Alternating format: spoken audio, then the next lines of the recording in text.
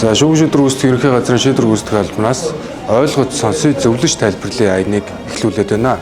Уг аяны хүрээнд банкны төлбөр ойгдуулах газраас иргэд олон нийтэд шийдвэр үүсгэх ажиллагааны мэдээллийг илүү хүртээмжтэй, ойлгомжтой мөн шийдвэрлэх арга замын талаар мэдээлэл өгөх зорилгоор иргэдэд нээлттэй алхны өдөрлөгийг зохион байгуулаад ажиллаж байна. Та ямар асуудлаар явж байгаа вэ? Тэгээ их чинь нэг санал хэлэх гэсэн. Би юуны тухай санал хэлэх гэж байна гэхээр одоо нэг хүүхдийн тэтгэлэг гэж яригддаг штэ.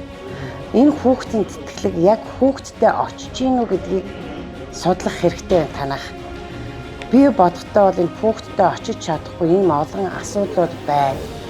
Танахаас хэд хэдэн яг хүүхдтэй очихгүй байна гэдгийг бол хэд хэдэн хүн одоо тогтоогчныг танаа байцаагч нар бол гаргасан байгаа. Би тэрийг мэдж байгаа юм уу.